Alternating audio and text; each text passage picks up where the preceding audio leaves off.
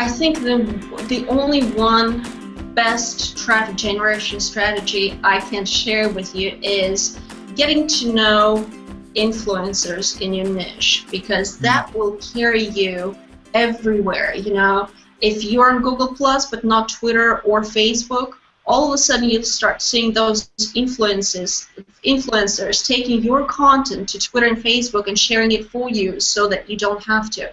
That's basically the single best kept secret behind being everywhere. Yeah. You don't have to be everywhere. You just have to have people who love your content, trust your content, trust you to share that content everywhere. So everywhere your reader goes, that's where you are. And that's the beauty of it. You know, again, I wish I could just package it nicely and say do ABC, and then that will work for everyone in every niche, you know. But this is as close as I can get. Actually, I just wrote a blog post. I'm not sure if you saw it, Ryan. It was about a month ago, and it's called Be Memorable. And I explained 10 different ways to draw attention from an influencer. And the way I did it, and again, that's one of the things that sets me apart. And I'd be so honored if you learn from that. That'd be great. But basically what I do is I keep track of the things that I see other people do that work for me. And then it took me 2 years to collect the examples for this blog post, but I wasn't in a hurry, right? Wow.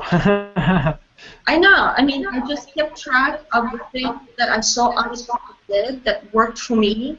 And now this blog post is tremendous, and that's where I talk a lot about giving you practical examples of how to get someone's attention, which is really very priceless in so many ways, because building that that tribe, if you will, around your blog, that core of readers who are willing to take your content to the ends of the earth and then some, that's what your main traffic generation focus should be, because you cannot do it yourself. You, by yourself, can never generate enough traffic to make a difference. But leveraging other people's networks and other social media platforms is what you need to focus on. Does that make sense? Yeah, no, that makes a lot of sense. I've watched you do that, and it's really fun to see that. One way I've seen you do that is by talking. And it sounds like you're mentioning you did this in this post, perhaps, but you mention these people, these influencers, in a blog post about them, and so you're writing about them is one way I've seen you do that. And yeah, go ahead. As I said, you know, people come to your blog and they want to read about themselves.